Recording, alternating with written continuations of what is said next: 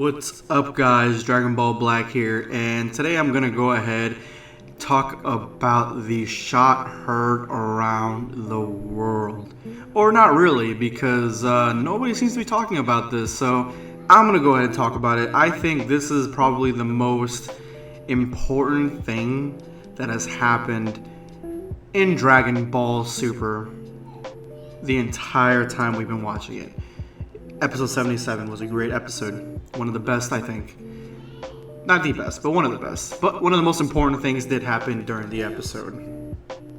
We got an insight on how strength, how power levels, power scaling, just essentially how strong these characters are and what makes them strong.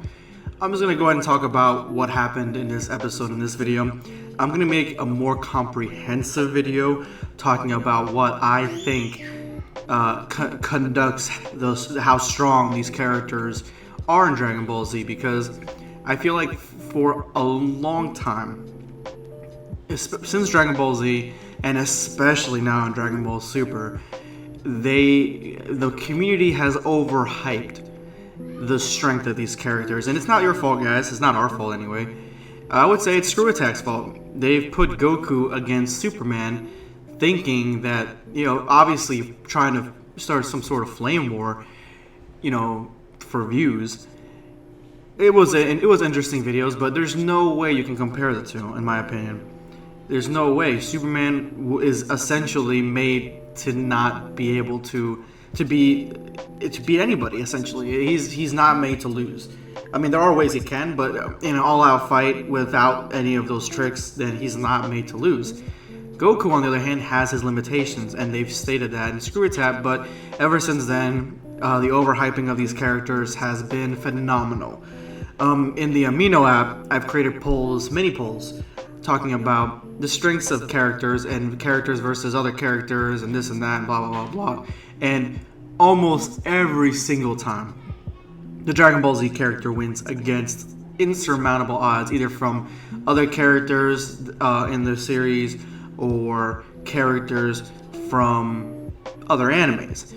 And this is again because in some animes like Naruto, its creator said that the strongest characters were as strong as Nappa. And I'd have to go more into that quote and see exactly what version he's talking about. He's talking about the Naruto characters from the original Naruto. He's talking about Naruto Shippuden. I don't know. Don't bite my head off, guys. I just don't know. I have to look more into it. But I'm just stating what he said. So something that somebody told me on Amino app.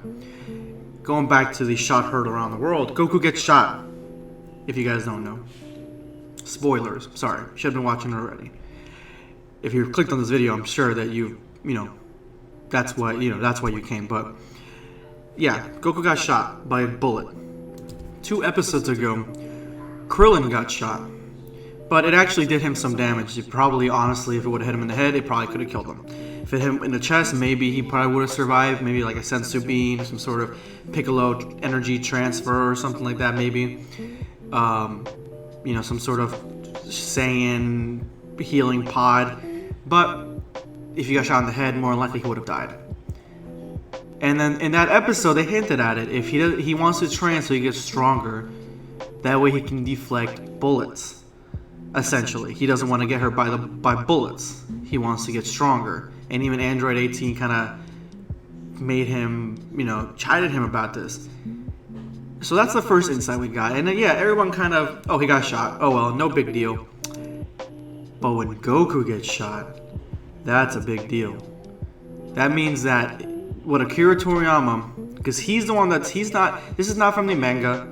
The manga is obviously really slow compared to the anime. But Akira Toriyama is really involved in Dragon Ball Super. And he wouldn't have just thrown this in here without a reason. He's trying to hint at us how these characters are getting strong. And right now, in my opinion, the majority of people that have made videos about this, they're not dead wrong. They probably have some points that are correct, but they're looking at this in a completely different direction than the way I would look at it. And so I'll make a video about that here coming in the next couple days. Subscribe if you're just watching this and you haven't seen that video, because then you can go ahead and check it out. when it comes out. It should be either my next video or the one after that. But in this one, I just want to talk about him getting shot. And so he put this in here. And so Goku states, because he hasn't been training for a specific amount of time. I missed the time. I think somebody told me it was like a month or something, or 2 months. Okay, if he has, that's just ridiculous. Hopefully it's been longer than that, because Bulma's pregnant. And she's been pregnant, and she wasn't pregnant from what we saw in the last couple episodes. So it has to be at least 9 months. So he hasn't been training. He's just been working. And so Goku says that he's gotten rusty, and that's what, hurt his arm. The bullet hurt his arm. Sort of. It didn't really hurt him, but it left a mark, right? I was willing to ignore this until Beerus said, and it could just be the Japanese version trying to do the subtitles, and it might be a confusion with the subbing. But Beerus said, "Where'd you get that scar?" And either way, it was significant enough for it to still be on his arm, and Beerus to notice it. He's like, "Where'd you get that scar?"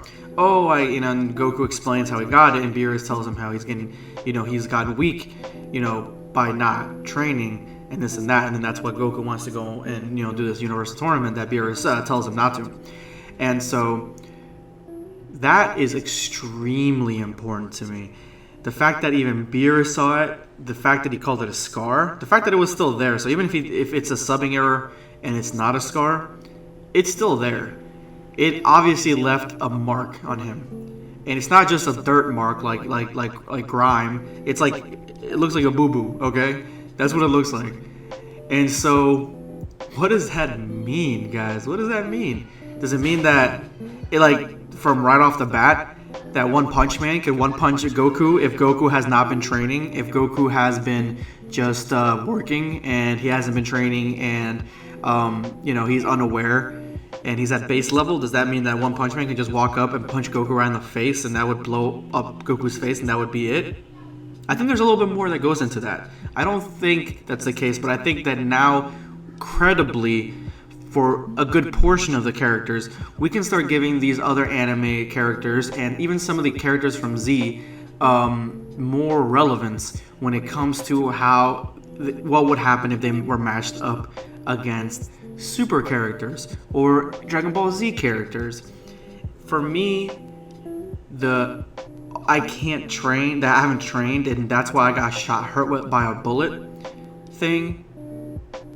It's just so amazing, honestly. I'm amazed. That's the most important thing that happened to me in this episode, because we haven't gotten much explanation about how strong these characters are in Super for the most part, or how strong transformations are. In Z, we at least got something. We got them explaining how strong they are, what they could do. You couldn't do this, you couldn't do that. And in Super, we don't even get an explanation of what Super Saiyan Rage is. That looks almost kind of like Super Saiyan Blue. We have no explanation for that yet. Maybe we will at some point, but I don't think Akira Toriyama wants to explain things, honestly. And for Goku, again, going back, for him to get shot, and in the first episode. I think it was the first episode of the Saiyan Saga, a farmer unloads his gun against Raditz, and it does nothing. It's just outstanding to me, honestly, because now what are they saying? Oh, is Goku base level without training for 9 months? Is he weaker than Raditz? No, it's not that simple, guys. It's not that simple. I have a theory about aura shielding and the important part it plays. Let me go ahead and tell you the triumphirate of the 3 things that I think that kind of make up how strong these characters are. And then again, I'm gonna make my own video about it, because I can go on forever about this, and I really want to explain it in a lot of detail. But the first thing is that I feel like the training strengthens their body, their spirit, their physicality. This Goku not training and getting hurt by that bullet, for me, explains a lot of why Gohan was so weak in the Golden Frieza arc. Why he, even at Super Saiyan levels, he was a lot far weaker, because he had not been training for years. Years he had not been training.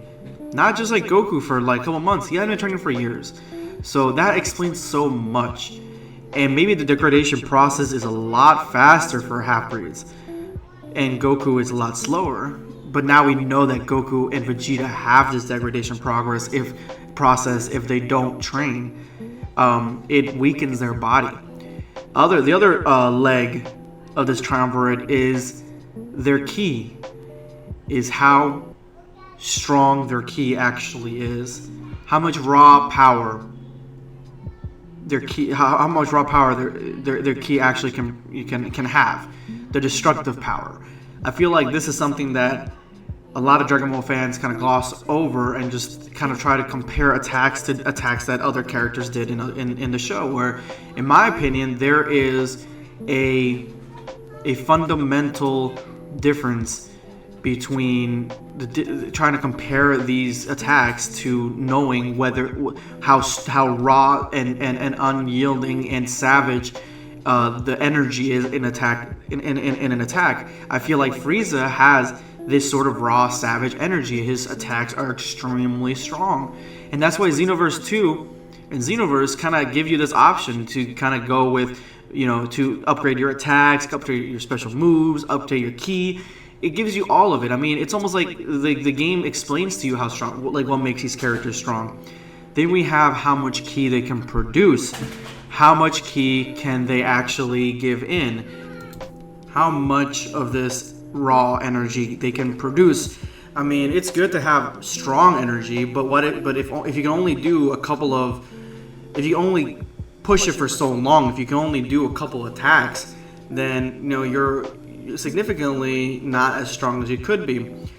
So how much of this energy you can produce? Again, going back to Frieza, I think Frieza is a character that could have produced a lot of energy. That's why he's got such attacks that can destroy the planet, and we'll get to that in the other video about planet destroying attacks. When it comes to actual training, I feel like, again, that trains all three of these for the most part, but I think it, depending on what kind of training, if you're doing normal training, like say what Piccolo's been doing, then that essentially trains your actual body. And so without Goku training his actual body, I feel like his body, that's why he got injured by this bullet. That's why it even left a mark, because his body is weaker now. He has not been training. There is also something to say about, again, as I mentioned earlier, aura shielding. If you're unaware, I feel like these characters have aura shielding. I'll make a whole video about aura shielding here, because this video is already getting too long. Aura shields, like if you guys ever seen Hunter x Hunter, they have their nen wrapped around their body, makes them more durable and stronger. I feel like the characters in Dragon Ball Z, Dragon Ball, and Dragon Ball Super and GT have this aura shielding. You don't always see it, but if they are alert and then going into battle, then they turn it on, or it just comes on. And if they don't have it on, then they can get severely hurt. Goku got hit by a rock in the Cell Saga. He didn't have it on. Gohan jumped to save Vegeta, and maybe he couldn't. He didn't. Vegeta. He jumped in for Vegeta because Vegeta was on the ground, and he knew that attack would destroy him. Vegeta didn't have it on because he was already kind of like almost knocked out, and Gohan having to do a split-second decision to jump in.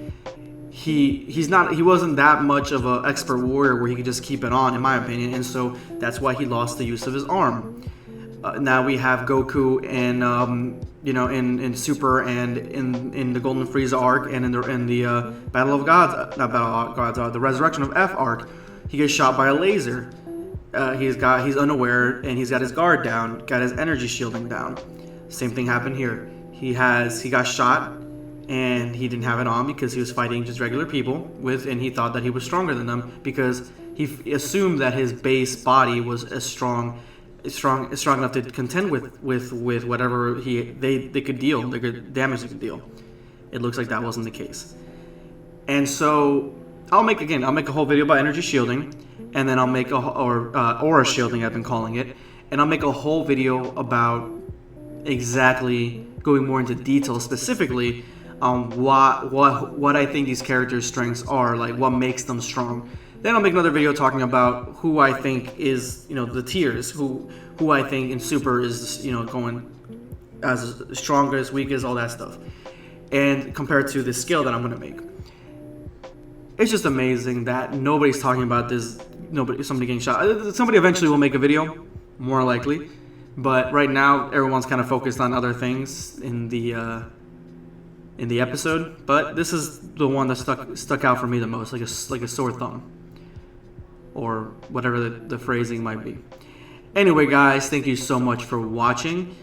Drop me a like if you like what I'm saying, if you like my video, and subscribe if you like my channel and want to give me a chance, give me a shot. Please hit that subscribe button. It helps me out surmountably. As always, guys, thank you so much for watching. This is going to be Dragon Ball Black, signing off. Take care, guys.